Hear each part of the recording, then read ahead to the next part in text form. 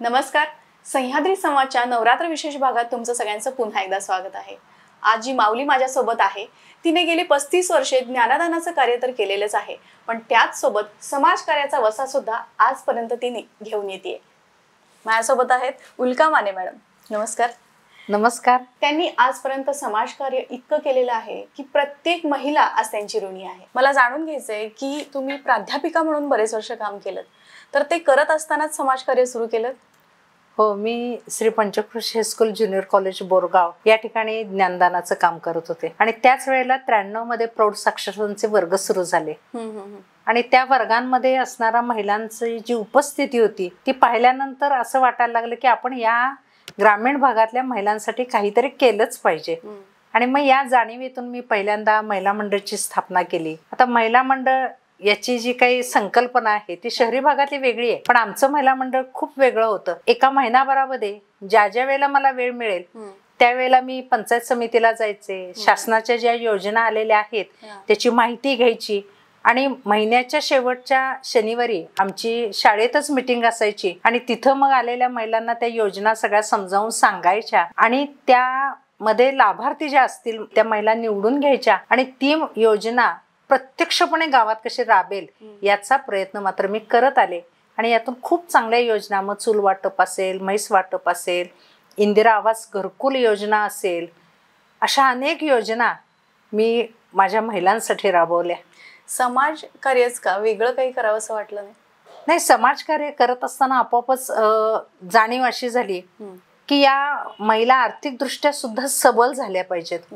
आता त्यावेळेला काही बचत गट वगैरे ह्या संकल्पना नव्हत्या. मग आता सावकारी पाशातून तर ह्या महिलांची सुटका झालीच पाहिजे. मग ती कशी करायची हा विचार डोक्यामध्ये आला आणि याला एक प्रसंग कारणीभूत काढला की माझ्याकडे एक महिला शनिवारी दुपारच्या वेळेला आली आणि तापानं फणफणलेलं मूल तिच्या काखेला होतं आणि त्या मुलाला घेऊन येऊन तिनं त्या मुलाचा करदोडा काढला आणि माझ्या हातात ठेवला आणि म्हटली, मॅडम मला फक्त 200 रुपये द्या की ह्याला मला दवाखान्यात घेऊन जायचंय. मी तिला पैसे दिले, तिचा करदोडा देखील तिच्या हातात दिला, पण तिची जी दयनीय अवस्था ही मात्र माझ्या डोळ्यासमोरून हल्ली नाही आणि तो विचार मला शांत बसून दिला नाही की यांना काहीतरी करून आर्थिक दृष्ट्या सबल केलं पाहिजे.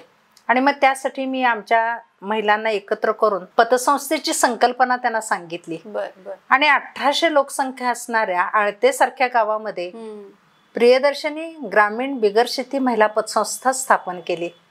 आणि ती केवळ आळत्यापुरतीच मर्यादित ठेवली असं नाही, तर लिंब, चिखलगोठण, बोरगाव, निंबळक या गावातल्या महिला सुद्धा मी त्यामध्ये समाविष्ट करून घेतल्या. आजपर्यंत तुम्हाला अनेक पुरस्कार सुद्धा यासाठी मिळालेले आहेत, पण या प्रत्येक पुरस्कारासोबत आपल्यावर एक मोठी जबाबदारी असं वाटतं आपल्याला.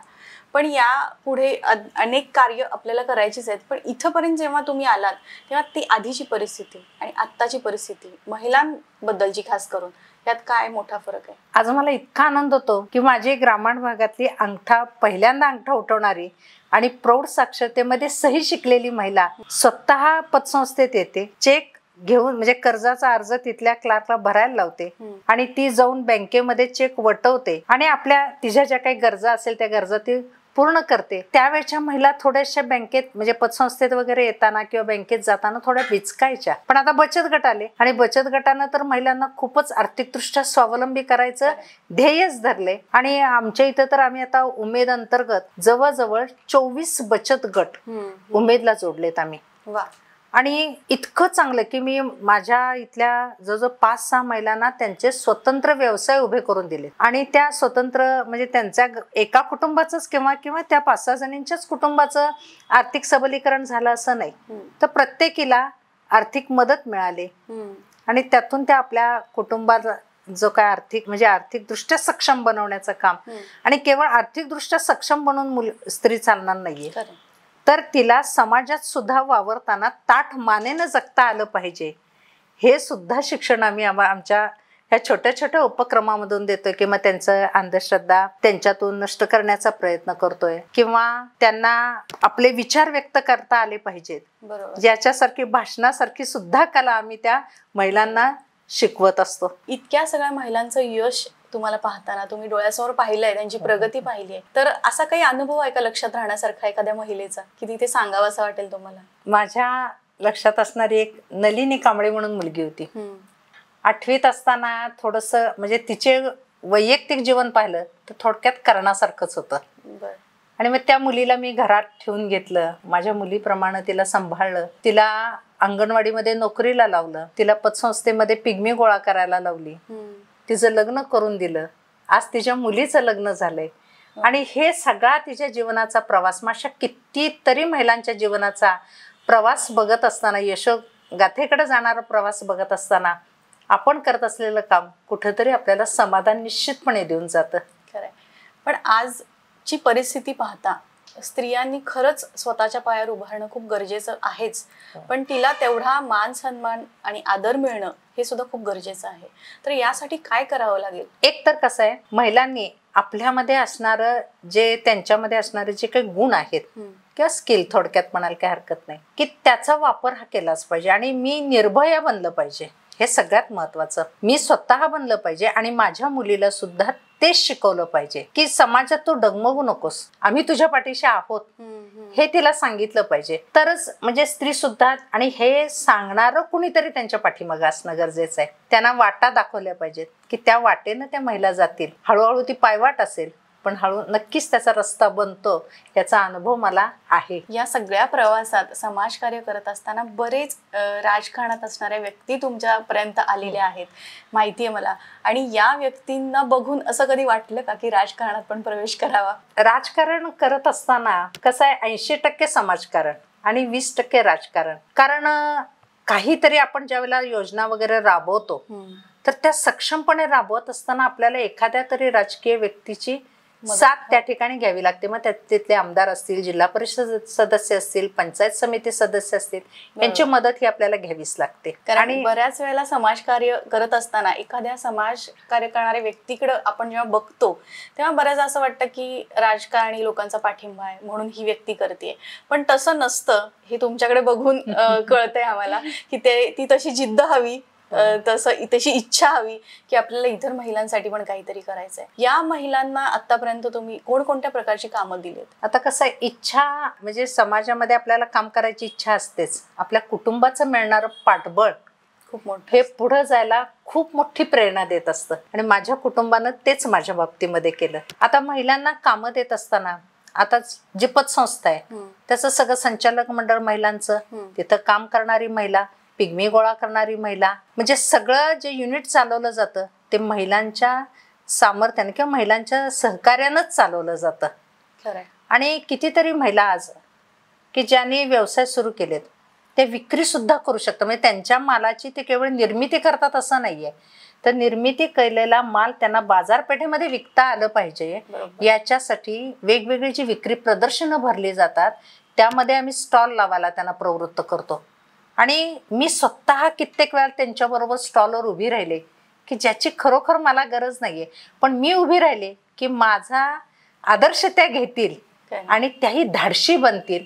आणि सगळ्यात मोठं स्टॉलवर उभं राहिल्यानंतर नकार पचवायची जी ताकद आहे ना ती त्या ठिकाणी मिळते. आणि हा नकार एकदा आपल्याला पचवता आला ना मग आपण आयुष्यामध्ये निश्चितपणे यशस्वी होतो. आणि आपल्या सोबत कुणीतरी आहे ही एक कल्पनाच आपल्याला खूप मोठी ताकद देऊन जात असते.